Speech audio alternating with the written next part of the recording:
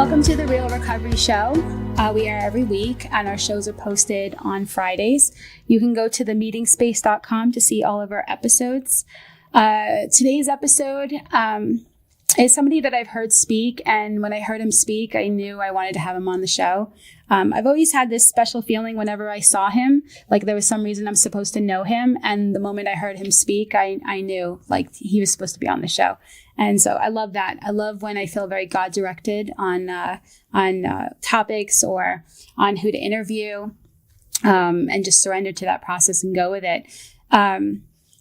So one of the things that I really liked about his share was how clear and honest and sincere he was in talking about, what life was really like and how, growing up and also with his family, with his brother specifically, and what it took for him to be willing to make a change. As you probably know, if you've seen other episodes, I grew up in alcoholism and addiction. There was very little solution-oriented tools in my family. And I learned how to be an addict from other family members, from watching them. I sincerely wanted to know what to do with my feelings. And I did not find anything that was really healthy. Even though I feel like my mom tried in her own way, and we had self-help books all over the house, which I read, which didn't fix me because I was an addict. But anyway, I digress.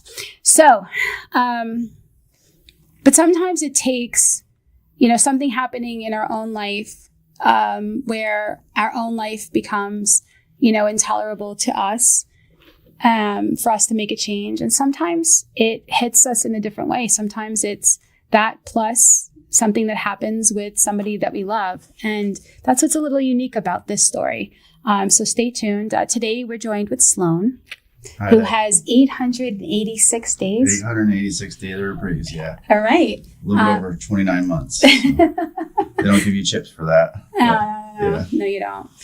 But I can make custom ones, so at the recovery store, a little plug.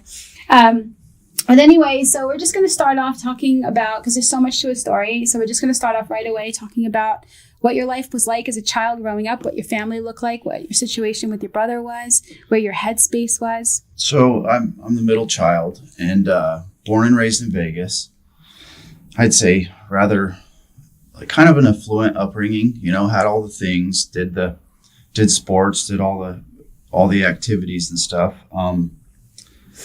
And was raised with both parents for a while.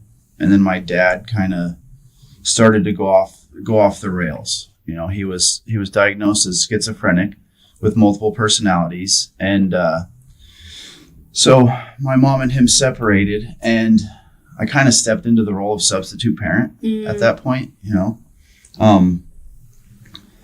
did party drugs and stuff in high school. And then my older brother went to college, and that's when it was really like I felt that there was kind of self-induced, I would say, but I felt like I had to be the parent. I felt like I had to be there for my little brother and sister, and started smoking pot more daily.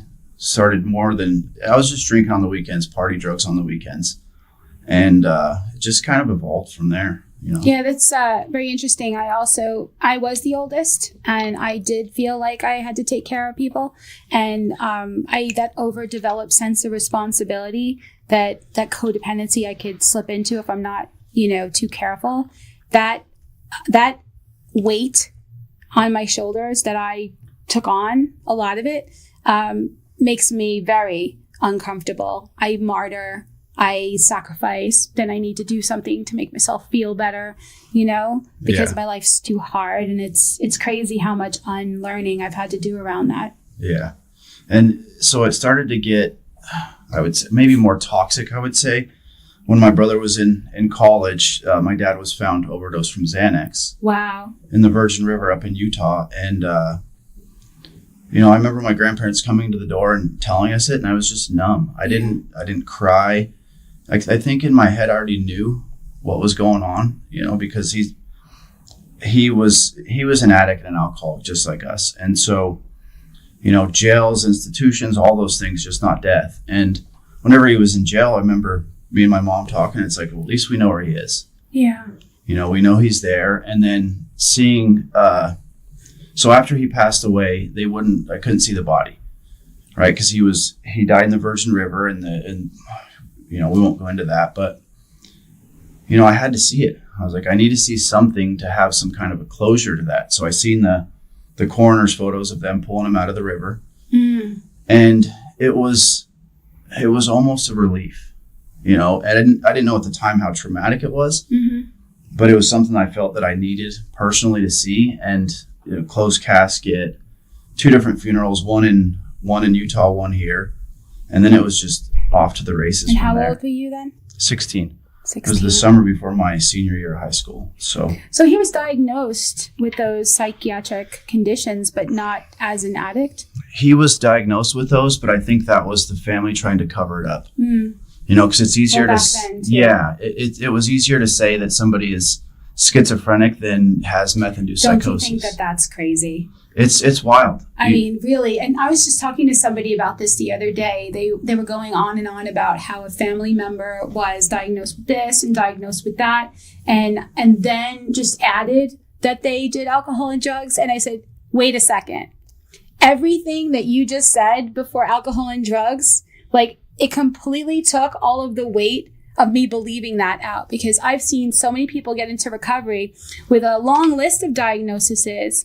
And when they go through recovery and they really deal with some of this stuff, they straighten out. Yeah. And they didn't really have a lot of the conditions that they thought they had, because it was all like their own pharmacy going on, and their brain just not having any kind of like level, balance, homeostasis to it. You know, and so that happens a lot more than people realize. You know? Yeah, I think that the majority of times that you hear about mental illnesses and stuff like that, there's going to be some kind of chemical dependency. I listened for it to see if there is something. I wanted to ask, but I didn't want to assume. Yeah. You know, but then when you said it, I was like, okay, because I mean, honestly, we talk a lot in recovery about how, you know, people will go to the doctor because they want to get the pill. They don't go to the doctor because they really want to be honest and share what's really going on. Yeah. And nobody wants to admit they're doing illegal substances. Yep. And certainly nobody wants to admit to themselves that they're having a problem, right? And so the last person sometimes that knows what's really going on is the person that could help them the most, you know, maybe at the point, the doctor. So mental illness has different faces to it. And a lot of times it's instability created by either drug use or certain thought patterns, certain beliefs that when a person can question those ideas and release them, they balance out. You know, I myself is here. And I think he never really gave himself a chance to have a good medication that helped. You know, and after doing all the drugs that he did, you know, the same ones, I understand it. Right, because you get that dopamine raise in your brain. And meth is like 900 times. You know, and then I hear stories about him smoking meth on the top of the car dealership that he owned. And these wild things. And I'm like, dude, this makes sense. Yeah. This makes sense about the conspiracy theories, about all the stuff that I just chalked up as crazy, you know, voices in his head.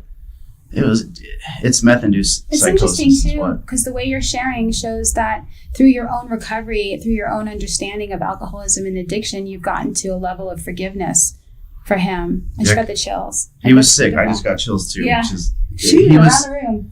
He was sick. Yeah. You know, and so I can't put any blame on him. And it's a really, really like crazy full circle moment for me to see, like, man, he just never got it. Yeah. He never got into the groups that I got into. He never got into the, we'll say, solution-based thinking. And he was a victim of his own mind, you know, of what he thought other people thought of him, of the expectations, the victimization, all of those things. And so he's at peace now. You know, it sucks. It absolutely sucks. But he's at peace. And I think the same thing goes for my little brother. Right? Like, so I lost my little brother of a fentanyl overdose. And so my dad dies, right, when I'm 16. And then I just covered it up. I numbed myself for 20 years. And doing the same thing. The same cycle, right? Yeah, the you think apple that this was an ominous warning. And you think that it's like, I'm not going to be like them. But there's a weird thing, and this is true about everything, not just with addiction, but the thing that you most focus on is the thing that you become. And so you could tell yourself, I'm not going to be like them. And you will end up in some way like them or worse. I was like, not going to be like my parents. No way. And I ended up a combo platter of both of them. And not their best traits. Yep. Yeah. Yeah. And so there you are. You're doing the same thing, even though he ended up dying from this. Mm-hmm. There was nothing about it that said, hey, this is wonderful. Yep. Come this way, Yeah, my brain was just like, and my heart and my soul just wanted to cover it up, put a gloss cover over it. And, and we do what we learn on how to cope. Yeah. And when you're around people that only know how to cope by self-medicating and doing certain avoidance behaviors, then for me, it was like the only thing I could do. I didn't have any other solutions. Yeah. I knew I was doing something that wasn't necessarily optimal for me. I doubt you felt like this was like the winning thing. Yeah, I knew it wasn't the greatest thing, and it's interesting to see like what his journey was through it, mm-hmm. Doctor shopping and all the things, and then seeing my journey through being, I'd say, overprescribed, right? Opiates, and then it developing, and it all ends at the same place. Mm-hmm. It all does, and I'm very fortunate that I kind of was able to see that gift of desperation happen, because a lot in time. Yeah, a lot of rock bottoms are death. Yeah. People like to talk about rock bottom, and for me, I don't like that term, right? It's probably on some of the work that I've gone through internally. Right. But to me, it's a moment of clarity that I got. I got a moment of clarity. I was able to ask that important word, ask for help, and get into help. Get into help. I think for me, it's just being done. I mean, because a lot of times where I think that if I have this happen, then I will stop and I will do whatever. And then that became my new normal, and then I did something else, and switched addictions and tried to manage it and whatever. And I think that for everybody, it doesn't look like something. We've talked about this before. It has to be where you have that shift, that moment where you say, you know what am I doing? And no, I have to do something different. My life, there has to be another way than this. And it was, I don't know if it was not my choice place to have it happen, right? But I'm sitting on my toilet doing a line off my phone, mm-hmm. and either got a call from my cousin or called my brother.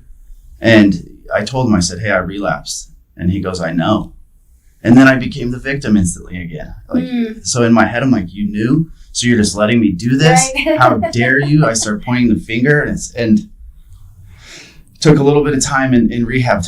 They did the right thing. They let me hit that rock bottom to get that moment of clarity, to give myself a chance at this thing. Was that your only time ever being in a rehab? No, that was my third. Third time. That was my third rehab. So what was your first like? I went to one in 2010. After having my own place, I was out at 18, and then went from Lortabs to Roxy's, and went from snorting them to smoking them. And that really took me downhill fast. And so I ended up more or less sleeping on the floor at my mom's house, and got to a point where I was just sick of it. I was sick of being me. I didn't want to die, but I didn't want to live. Mm-hmm. And I go to my little sister and I said, if the fire department or ambulance call you, I'm sorry. And I left. And that was a cry for help. It wasn't mm-hmm. that I wasn't going to go commit suicide or do anything. I went and picked up heroin and played nickel slots till they found me. And then I went and checked into a place down in California, and I was there for 45 days, but looking in hindsight, I wasn't ready, right? Because I was just answering the questions with fill in the blank answers. And, I didn't pick a higher power. I didn't trust it. Right.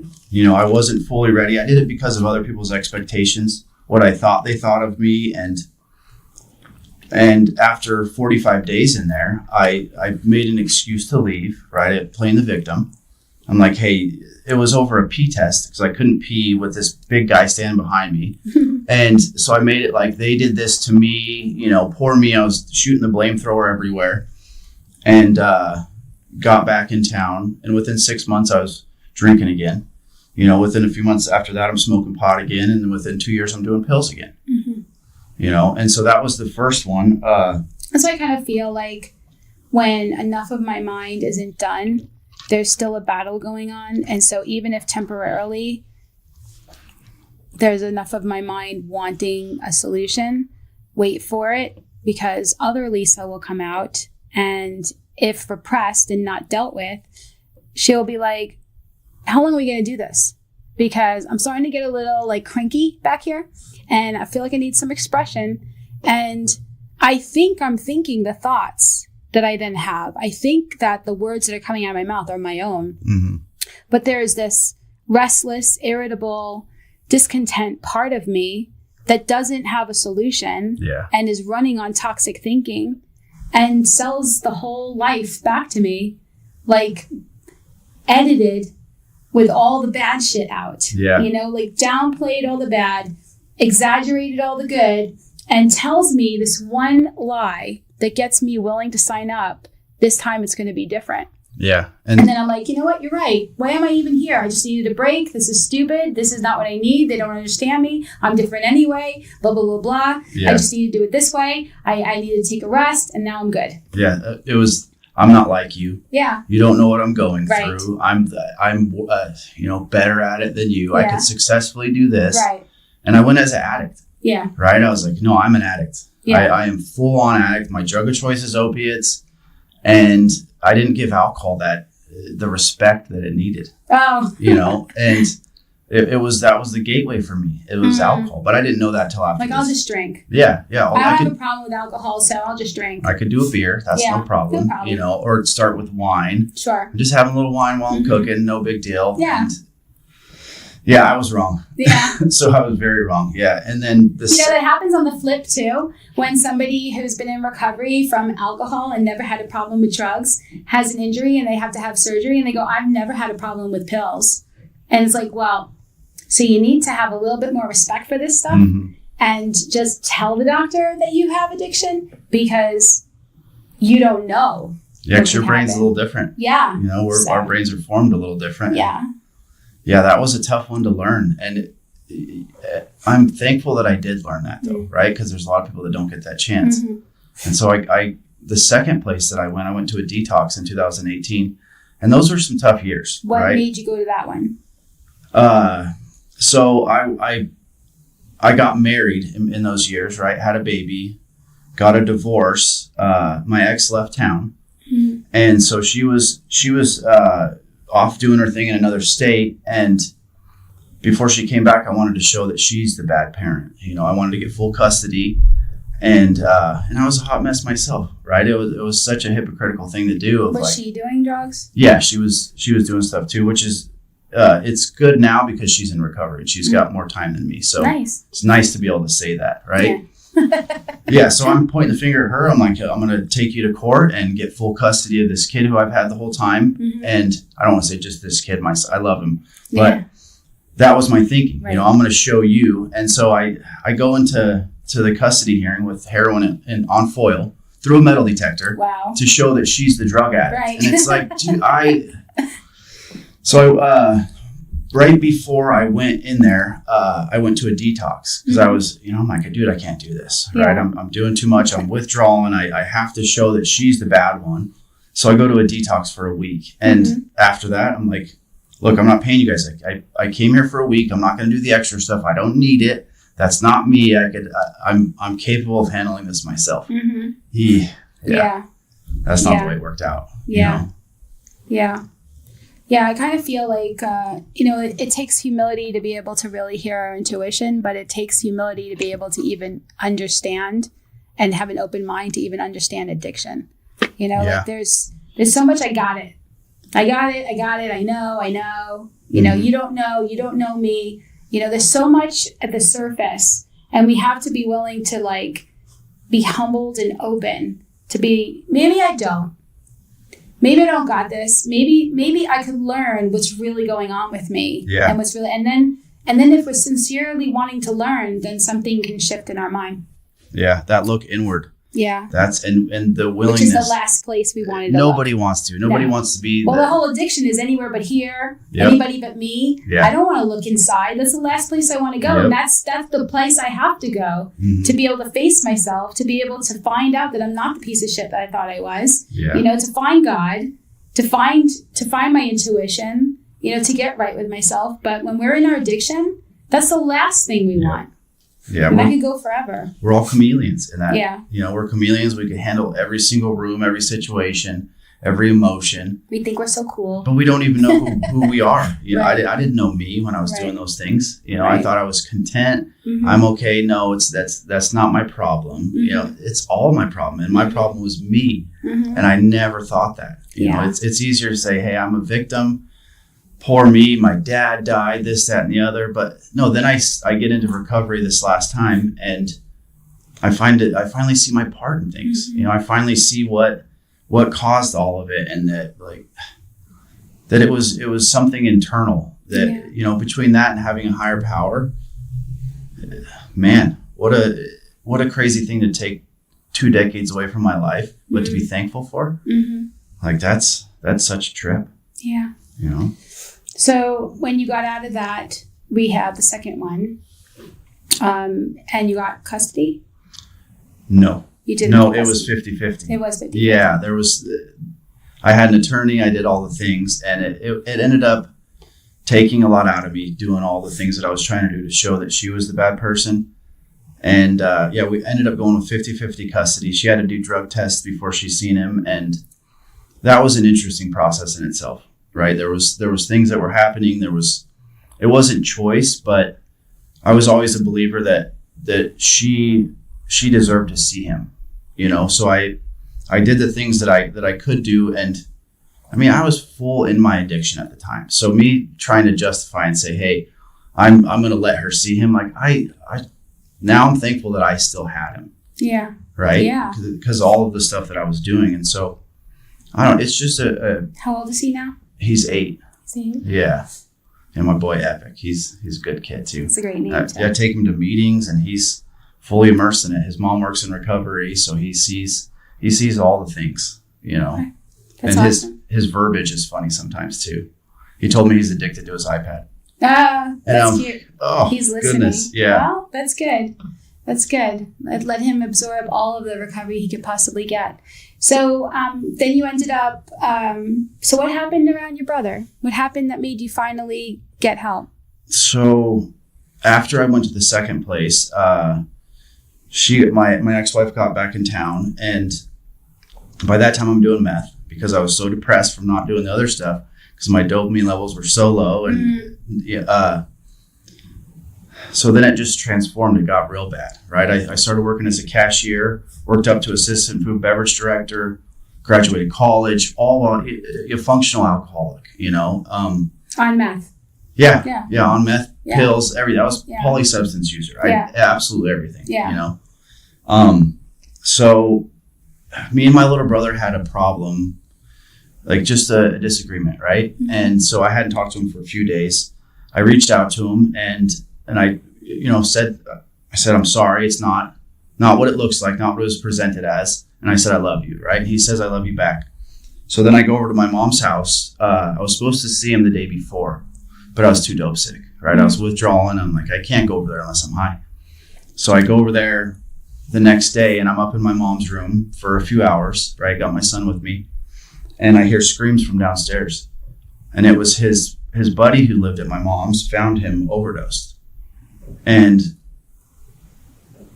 to hear the screams, to hear the things that came out, I couldn't even go down there. I hear my mom yelling, rigor mortis has set in. Please, God, help.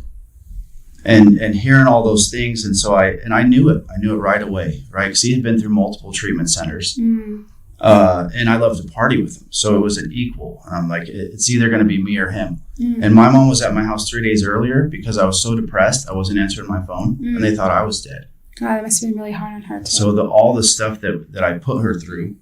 And so he's down there. He's been dead for a while, right? 6 hours plus. Wow. He's cold. So she didn't see him dying. She found him dead. His friend found him, and then she went down there. Oh, wow. And then, I my son was there too.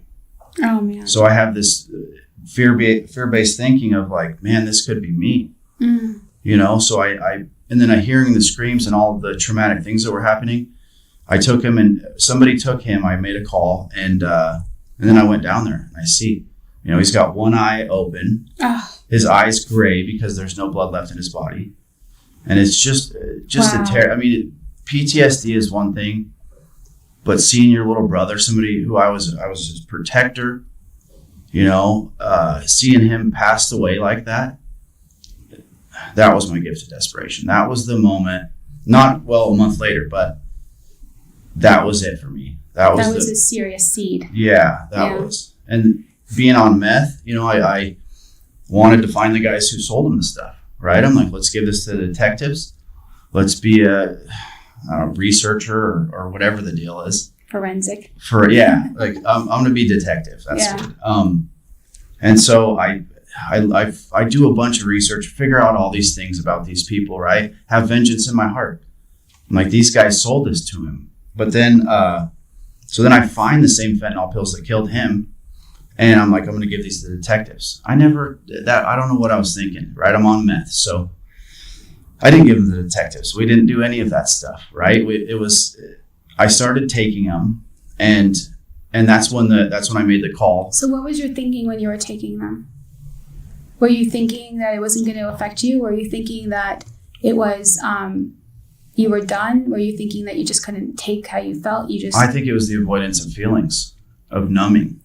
It didn't matter what happened to him. It was about me, right? And just trying to avoid all those things. And it was reminiscent of my dad passing away. But why those drugs? Like, why not just have more meth? Why not just smoke? Why not just do other things? And like, what do you know? Like, what made you say, you know what? I think that was like the bottom of the bottom for me of, you know, like I never shot up. I never did a few different things. And so I always looked at it like, I haven't done that yet, right? And I was like, I never done fentanyl. And at that point, I didn't care, right? I was so numb. I was so lost that I just wanted to be gone. Like, not I get it. Not dead, you know, but didn't want to feel any feelings. Yeah. And I didn't even think about it. I didn't think about dying. That didn't cross my mind. Yeah. Which is a wild thing to just see it. And then the insanity of the disease is like, hey, you need that so you can feel better. Yeah. You know, what a twisted thing. Do you think any of it that you were identified with your brother too, and that maybe made you want to do that too, to join? I don't know if I wanted to join. I don't know if I wanted to die. Right? Like I said before, I just didn't know how to live, and I was so comfortable numbing myself. There's so many times in my life where I felt like a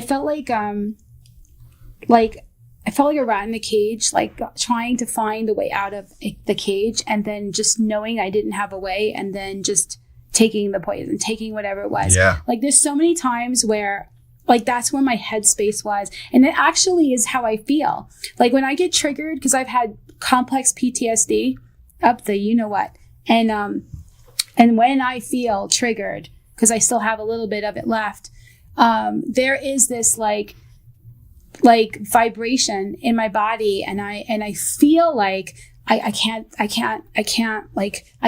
you know, and I have like 24 years now off of drugs and alcohol, and there'll be a moment where something comes up and it goes, I can't do, and my mind literally goes, well, this would have been a time when you'd done that. This would have been a time when you would have done that. And my mind goes, I can't. Yeah. You know, and then it goes, you feel this. Yep. You have to be with this. And just like get through it. Yeah. And like there's this like compression that happens after an inner like feeling of like, is there no window in this? Yeah. You know, like kind of a feeling. And only another person who's gone through that can understand what that feels like to be so restless and irritable and discontent. You know? And having recovery is interesting because you have to feel all the feelings. There's not a whole lot of outlets of escape like there was in our diseases, right? Like So you go through something and you feel that internal struggle happening, and you're like, I have fleeting thoughts too, right? Like, it'd be real nice to do a line of meth right now. My whole house would be clean. And I'm like, no, dude, you can't, because your house wouldn't be clean. This meditation would be so much better on pain pills. Yeah, like my back wouldn't hurt, right?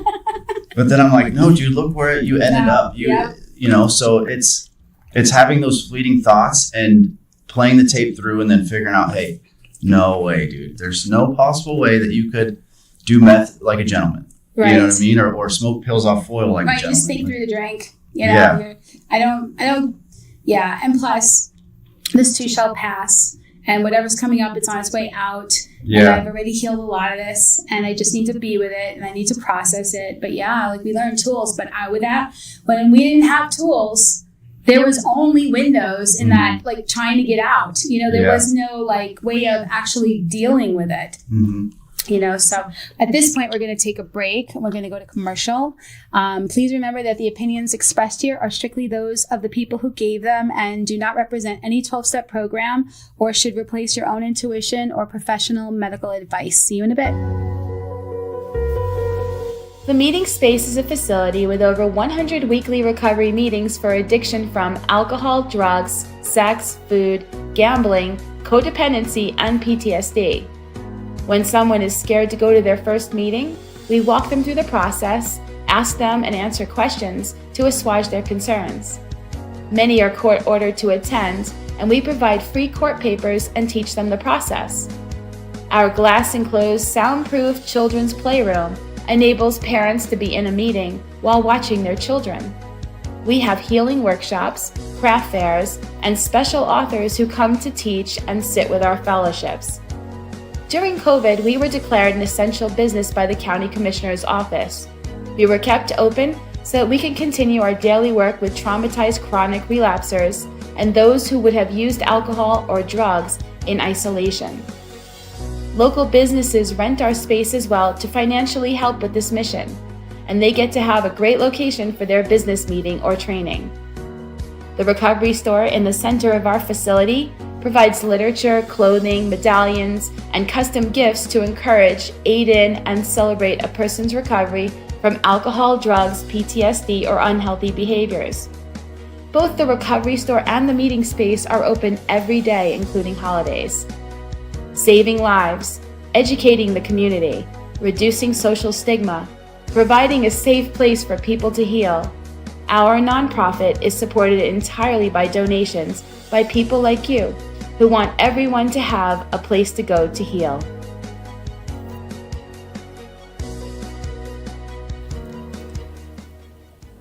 Welcome back to the Real Recovery Show. We're joined here today with Sloan and Bear, which is Bear right here, which you can barely see his face because it's behind the microphone, but you might hear him. Please remember you can watch us on Facebook, YouTube, and on Amazon Fire TV. You can listen to us on the PHLV Radio app or get our podcasts on Apple Podcasts, Spotify, and iHeart Radio. And of course, we have a new YouTube channel, and all of our episodes are posted on that. Just look for the Real Recovery Show. Or you can go to themetingspace.com and click on one of the links to any of the things I just mentioned. And please help us get the message out. I stink at promoting and would love any kind of help. So this is like an outreach request. Anybody who wants to help me do that, that would be awesome. I like to talk. I don't necessarily like to promote. But anyway, so before the break, we were talking about, what led up to being entirely willing to do whatever it takes to heal, right? But we come into recovery with a head full of what doesn't work and no idea how to not only not drink or do drugs, but how to live. Mm-hmm. How to live and be comfortable in our own skin, and how to fix and repair some of the relationships and clean up our act a little bit. And this is a whole new world. Yeah. Because this is stuff we never even learned. It was stuff that we weren't even exposed to necessarily, or had ears at the time to even hear, right? Yeah. So you're in recovery. Yeah, so I go to a 35-day in-house treatment center, and then I Which went, was what? Which one was it? Oh my gosh, I can't think of it. Lionsgate. Oh, okay, that's good. Yeah, I've heard a lot of good things about them. And it was a fantastic one up in Utah. I mean, at first my brother's like, hey, help us find a rehab for you. So I picked one in Hawaii. Of course. With the art program on right. like that didn't happen, right? Yeah. I ended up in St. George, or a little bit outside of St. George. So I go there, 90 days of IOP afterwards, slowly made my way back to Vegas, right? I came back on the weekends for my son, but took it serious, right? It was life or death for me. After seeing what I seen, I knew that I really had to take this thing serious. I was no longer an addict, right? I'm an alcoholic, I'm an addict, I am all of those things. Mm-hmm. I need to follow the suggestions. I need to actually give this thing a earnest try, or I'm going to end up like, I didn't want my legacy to be the imprint I left in my bed and my son finding me. And after seeing it for the second time in my family and just experiencing it throughout my life, right? I'm like, this is my shot, right? I'm so tired of being tired. I don't like who I am. And like you're saying, we don't know how to be adults. We don't know how to do all these things. You got to retrain your brain. Yeah. So I start following suggestions. I find a group of people that I could relate to, right? Yeah. I shopped around a little bit, found somewhere that I liked, somewhere that was solution-based, that had people that were loving, and that could love me until I could figure out what that even meant. Yeah. And got...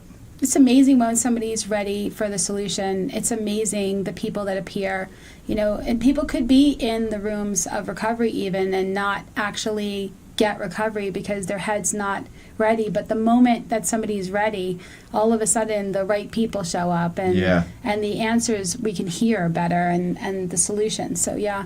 Yeah, and it wasn't just one thing, right? You could like when I did it before, I just did maybe one out of the 3 things you're supposed to do. And that didn't work, right? You look at the statistical data on it, and it doesn't work unless you have to be willing to do whatever it takes. All of the stuff. There has to be. Yeah, and if you're everything. not, like oftentimes when somebody asks to work with me, I have to ask them, are you willing to do whatever it takes? Because if you're not, maybe you're not ready. Yeah. And don't waste my time because I really will give you everything I can. Yeah. But if you're not ready, it's not going to help you. And it's kind of a tough thing guiding people through this process. Yeah. And then realizing like, hey, I don't think this person's as it gives ready us a healthy respect for the willingness that needs to take place though. Yeah. Because somebody can need it, but recovery is really packed with people who want it. It's not just people who need it. There's plenty of people in the world that need it that don't get it. There will always be an overflow of people that need it. Yeah. And after looking internally and seeing what happened and the processes and all those things, you could spot it a mile away. Yeah.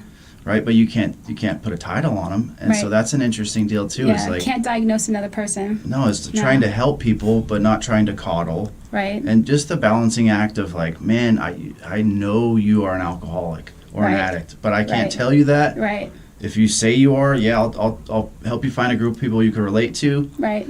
But if not, call me. Yeah. Until you plant know seeds, you are. right? Like I knew I was an addict though. Like I knew for a really long time. I just didn't believe in the solution. I didn't.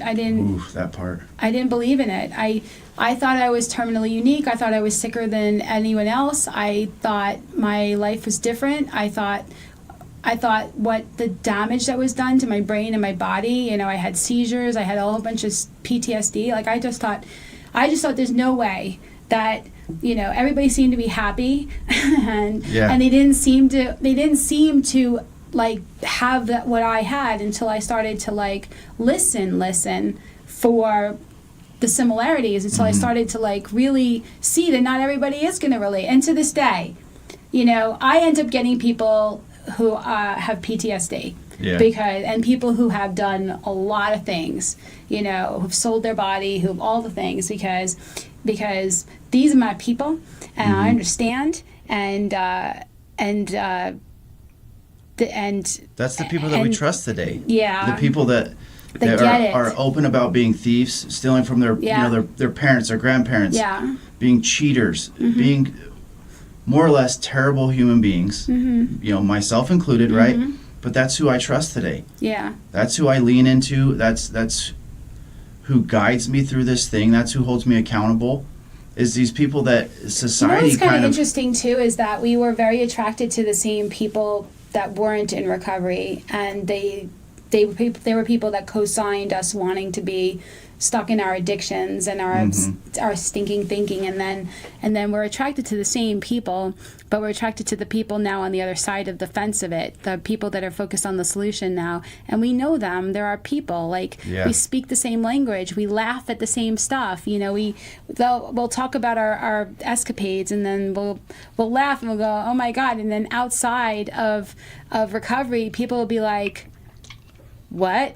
Yeah, like, you couldn't share the same. There's no way. Yeah. There's absolutely no way that you can share the same stories and relate and have people trust you and love you and want you to be at their houses. Right. And like, I've had it where I've been someplace and I would share something because I'm so used to sharing it and have like a complete like flat response. Yep. And I'd be like, I have no idea what they're thinking right now. These aren't my people. Right? They don't get this. No. And it's nice to have boundaries and limits to things, right? Yeah. Like, because we like to be around our people, and that's one thing, but you also have to be in, I don't know if it's the real world or just be outside with normies. And learning that the first year was tough, right? Going to a wedding and everybody's drinking, it's like, okay, call my sponsor or call my person I'm accountable to. But set limits, right? If somebody gets past a certain point, like I don't care if other people drink. That's their deal. They're not an alcoholic like me. Right. 1 or 2 drinks, fine. That's cool. Right. 3 or 4 drinks, starts to get questionable, right? And then they start to get that buzz. They start to spill their drinks, and it's like, okay, I'm out of here. Right. Right? And I don't have to explain myself. Right. That's what I figured out is I was always justifying. I have to leave. I'm not here for this. Because I'm the victim. It's crazy how nobody really cares. I mean, they don't want they don't. They don't want you to necessarily leave, but if you say you have to go and you're matter of fact about it, you got to go. Yeah. If you say you don't drink and you're matter of fact about it, you don't drink. And if we're the ones who made the big deal about it. Yeah. Like, is anybody going to love me? You know, is anybody going to want me if I'm not participating in what they're doing? Or care what I'm wearing, or care what I say. Nobody really does. You know, like they might get something from it, but setting those boundaries has been so healthy. And you see people who you set a verbal boundary with and they walk over it. And it's like, that's cool too, because you're not respecting my boundaries, so I'll set a firmer one that's silent, that you don't know anything about. And then with some consistency on my part, what's going to happen? They're going to start to respect my boundary. Or they're not going to be in my life. Exactly. So it's and figuring that out. It's not about using the boundary to try to control or manipulate them to be different. It's basically saying, this is where I'm not going to participate. So either you join me over here or we don't join. Yeah. Because this wouldn't be healthy if we don't have that. Yeah. And you don't want to tell somebody. somebody. Things we don't learn growing up. It's like, hey, I'm leaving because I value my life and I'd die if I started to do this. Right. I'm not the victim. No, dude, I'm just going to leave. I'm just going to walk out of here. Right. An Irish exit, and I used to be so good at that while I was drinking. What's an Irish exit? It's when you leave without telling anybody. Oh, I never heard that before. People would call me. Why is it an Irish exit? I don't know. I just a term of endearment, right? So I heard about that, and I always say exit stage left. I would always get calls like, "Where are you?" I'm like, "Dude, I'm already at home, chilling." I've been gone for an hour. So but going back to it, those boundaries are so important. The boundaries and limits, like you could be around it, you don't want to avoid it totally, because that's kind of a slippery slope too. But you don't want to make it a big deal either way. You don't want to avoid it, and you don't want to like focus on it so much that it becomes like an issue. But we know when we're doing something for the right reason and we're taking care of ourselves in the situation. You can feel it. You can feel it in your chest. And for me, I know like I said earlier, there's this other voice that would like to, say, hey, like I remember when I almost relapsed and I was at a thing and I saw people drinking. I was at a club. My ex-husband, who wasn't my husband at the time, was a nightclub DJ, and I was feeling particularly sorry for myself, and so I had that I'm separate, I'm different, and all of a sudden I started telling myself, why is everybody having more fun than I am? And that wasn't me. That was, hey, psst. Yep. From that voice going, hey, can you hear me now? Okay, is this thing on? Why is everybody having more fun than we are? And all of a sudden, the craving, the obsession started coming over me, and I'm standing there, and I have a head full of recovery, and I have everybody having more fun than I am, feeling sorry for myself, and I went through like a struggle with it that night, and then I gave in, and I didn't drink, but I said, I'll do it tomorrow if I still feel this way, because it was something I learned in recovery. Just for today we don't drink. Yeah. Tomorrow it's a totally different story, and that saved my life. You could evaluate your intentions there, right? Or your intentions to feel bad because you're not having as much fun as everybody else. Mm-hmm. Possibly. That's me taking your inventory. Yeah. But No. I was... in that situation I was there, and I was wanting to be part of, and I was already bringing even into the club my shitty thinking. Yep. So it didn't just start there. Yeah. I was like feeling sorry for myself, and that could be its own addiction. Yeah. I think that's the gateway drug. Yep. Feeling sorry for yourself and getting really like cozy in it, and like feeling all the inner pharmacy drugs of feeling sorry for yourself. Like just getting into that. The poor me's, and I've been through so much. I'm gonna justify treating you terribly and then make you feel bad about it, and then creating more wreckage, and then having to like check out to make myself feel better because this is just a really hard day. Yeah, and then I would justify like, this is why I'm using, because you did this. Right. Like, bullshit. It started way before that. Like the flip side, when I used to date, like when I was in my disease, right? Somebody was bad, I'm like, this is cool, right? They're on my level. They're going through it. They're sick too. Right. But if somebody was too good, I'm like, they're too good for me. How could you be with this piece of shit? Right. Like, how dare, like, so then I would start judging them, never looking at myself in the mirror. Right. It's like, what a you're weird either thing. Not good enough for me, or you're too good for me. That's whole so episode could be on that subject. That's completely sick. It is. Yeah. Going through like a past sexual inventory, right? That's, a lot of people don't talk about that. They talk about some resentments or different things, and that's where I learned a lot about myself. Yeah. Right. I started, and it's just like this ego-driven bravado. I did this, checking these boxes, right? Right. No, you start getting it. I started getting more into it. I'm like, okay, all right.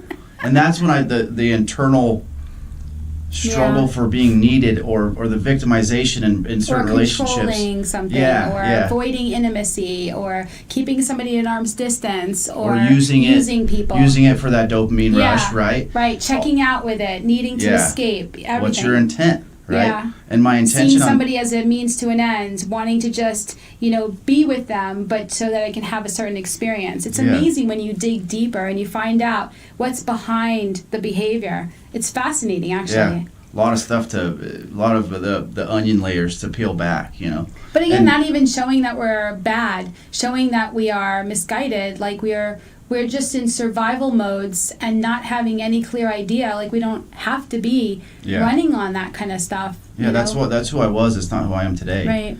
I know you got into a relationship when you first got into recovery, and they do say, against a lot of suggestions, right? I started dating somebody who I met in rehab, and I like to say it wasn't like a rehab romance. We weren't doing anything in residential or in IOP, but the day that she got out of IOP, I started dating her. But did you know you were going to be like, we're going to be Yeah, together? Oh yeah, we were talking for a while. I was full of shit still, it's totally full of it. Yeah.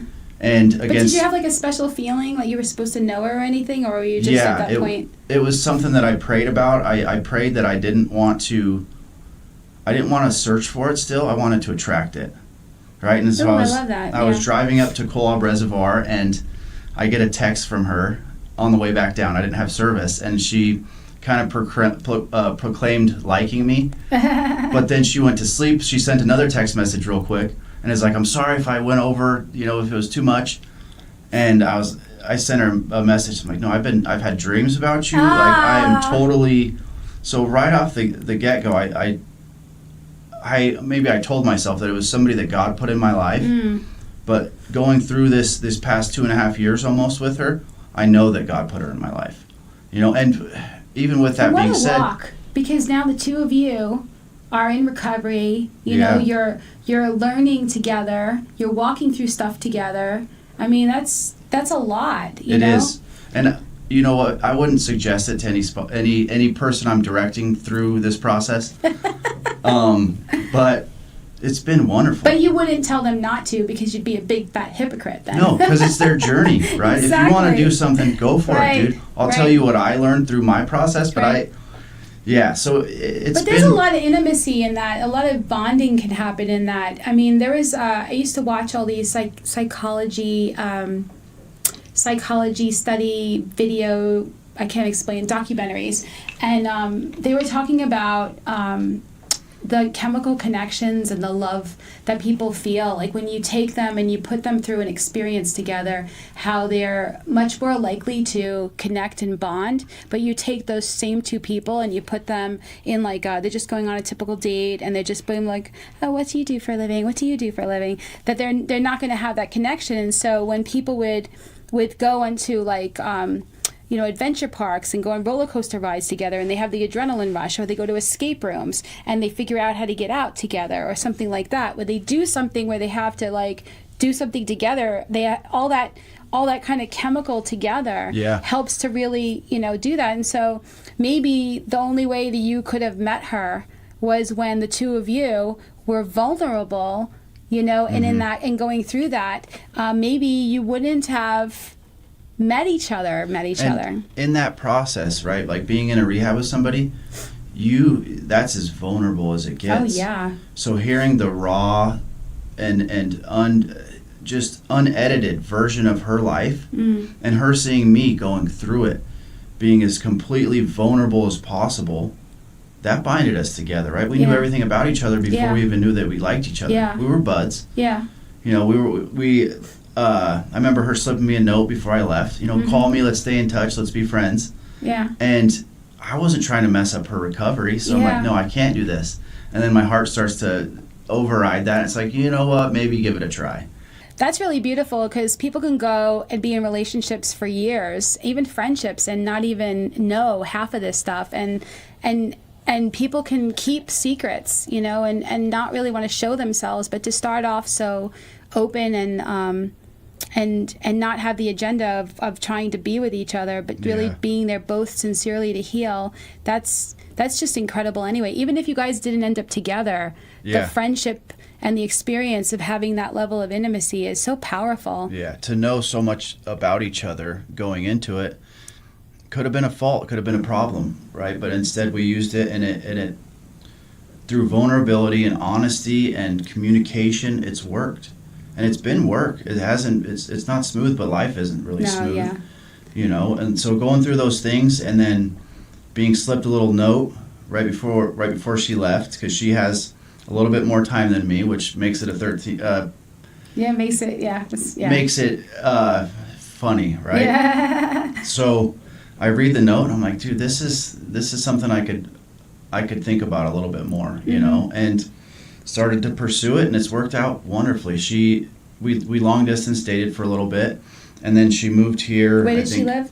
She was in Utah. In Utah? Yeah. Is that where you were from, Utah? No, my family was from there, from St. George, but I'm born and raised here in Vegas. And your father went back to Utah? Yeah, because he was raised in St. George. He was born in Beaver, Utah, but raised in St. George. So, Gotcha. All right. So I kind of had an affinity towards Utah, And so, it's dating and recovery. But she also got the warning not to date too. I bet. Absolutely. Yeah. Everybody. All of the things, all the people I think that when you do things for the right reasons, even if it doesn't work out, and you really, because there is a risk to it, like we don't necessarily know who we are. We are full of secrets usually, and we don't really know what we really like. We don't have any relationship tools. Like, so what are we really bringing to the table? In general, that's why it's recommended, but it's not a rule. Yeah. It's just recommended because, a lot of the relationships that people have going into recovery are not the ones they're going to end up wanting to have when they're in recovery. The majority of them are. They made the decision out of the wrong, unhealthy part of their mind to join with a person, and now, it becomes harder. But when you have two people that really both want to heal, it could be really a good support and a good partnership. Yeah, and if you focus on yourself individually in that relationship and make sure there's a little bit of separation between certain things, it could be as healthy as possible, right? You're able to communicate things and walk through certain fires with grace and just handle things with like an introspective viewpoint of, hey, this is my part in it. This is what I'm noticing, having a voice in things, being able to set boundaries. What a crazy process, right? And I'm so thankful for it. Found somebody who I'd like to be with for the rest of my life, and to find it in those dark times, going through all those things, it's, two miracles, just trying to live our lives, right? Yeah. And so your brother was one of your motivations, and it's like you're living amends. And then your son is one of your motivations, wanting him to not see. Having him see me walk this path, right? Because he was 4 or 5 when I got into it. So he's old enough to know a lot of things. And so there's certain things that happen. Like when I was in IOP, we were walking, and it was outside this church, and I looked down and there was a cross, and he picks it up and he says, "Uncle Dilly left that for you." Ooh. And for me, that's when it was really like my living amends to my son is working, right? Like I don't have to pat myself on the back, but I do have this thing inside me that says, hey, he didn't die in vain, right? That my son can see me walk this path, and my brother can still be watching me, right? Like there's... Of course, we're souls. We're not these bodies anyway. But it's really powerful because neither of us, I had a friend that in recovery who used to say that everybody serves as either an ominous warning or an inspiration. And we had a lot of ominous warnings, but that's great, but it doesn't show us what to do. Yeah. And so by him being exposed, because you were exposed to addiction and tragedy and stuff like that when you were young. Yeah. And so your son is exposed to tragedy, but he's also exposed to the solution. Yeah. He's exposed to God. He's exposed to recovery. And to see that, to see somebody actually succeeding and doing it, and not just one person that he has as a parental figure, but the fact that you are partnering with another person who's in that gives so many tools and so much to see, to hear, to be helpful, for him to know, he's... Because, to be honest, he's got more than a 50% chance to be an addict or alcoholic himself, right? So to have his mom in recovery, to have me in recovery, to have my girlfriend in recovery, phenomenal. It's a blessing, huge, right? Huge. And he sees what I'm doing in this process.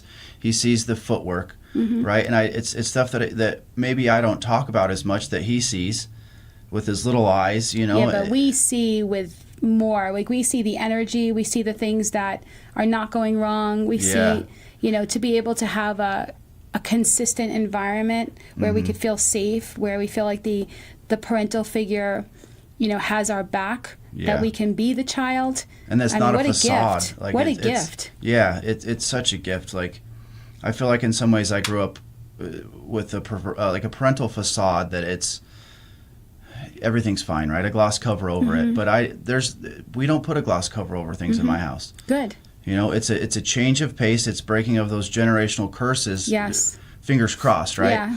But it's something that he could see. He could see the truth of life. He's seen death. He's seen addiction. He's seen alcoholism, and he's only 8 years old. Yeah. Right. So he goes with me to meetings. He knows the verbiage. He knows the people. This is my life, and that's his life too. And that's it's beautiful. Wow, like you said, a blessing, a total blessing, and a gift to be able to. And you speak at podiums too. You go and you go all kinds of places, rehabs and stuff like that. Yeah. I love that we recover out loud. I love that, because addiction is something that we hide. PTSD is something we are in a dark corner in our own mind, let alone, do things in secrecy. We have to be able to talk about this so that we can reach the ears of people who are hiding and who don't have hope. I would have loved to hear messages like this when I was a little girl. It was a different time back then. Yeah, I just got goosebumps from you saying that. Yeah, so this is amazing. And and everything that you do that your son is exposed to affects other kids too, because he's learning this stuff that honestly, like everybody needs to learn, tools on how to live in harmony with other people and not come from a very selfish, self-seeking, fear-based mentality. Yeah, and he sees me pray. He sees me pray in meetings and at different times, and it's not an organized religion thing, right? It's a spirituality thing. Yeah. So he could see me walk that path and figure it out for himself. Yeah. He doesn't have to be, go to a certain place and be forced to do that. And not that I was forced to do that, but I don't want to implement that in my household. No. So yeah. he sees, especially because if you have you tell me what to do, I'm going to go the other way. You don't want to be like forcing something on him. if I'm spiteful, if he's a little you. Yeah, he's 10 times as spiteful as I would be, right? Like, and he's better at it than me. Yeah, so. I'm sure. Yeah, that's little you is like going, so if I have to do this, so maybe I won't do this. Daddy's little manipulator. That's great. That's lovely. What were you saying? You said something. I don't remember what it was. You were sharing about like how he was like Daddy's little manipulator when you were sharing at a thing. Oh my gosh. Something that happened. It was so funny. I forgot what it was. Oh, he wanted to do a stand to sell things, right? And there's like a common area that has rocks in it in my neighborhood. And him and his little buddy, they went and got a bunch of rocks and started selling them and made $36. Wow. And I'm like, dude, that's cool that you're a salesman. It's rocks. It's not. Did he paint them or write on them? They just smashed them in the garage. They just took a hammer and smashed them. They had deals going on and all that stuff. And so they just smashed them to do what? They just look different? Just to make them different sizes. Yeah. Okay. And so he's like an entrepreneur, we'll say. Oh my God. A street entrepreneur. And he made $36? Yeah, so it was cool. But there's a lot of things that happen with him that I'm like, okay, you're working me, little buddy. Yeah. You're absolutely working me. So I have to remember to have a little bit of grace with him. Yeah. And he's just a kid. But of course. It's a cool process. It's adorable. It's adorable to see you with him. Thank you so much for coming on the show. I knew it would be good. I enjoyed it. And it was so much that we talked about that I feel like could be really rich and helpful to people. So I really appreciate it. Thank you very much. And thank you for joining us today on The Real Recovery Show. We'd like to give a special thanks to our sponsor and gracious host, PHLV Radio, here in Las Vegas. See you next week.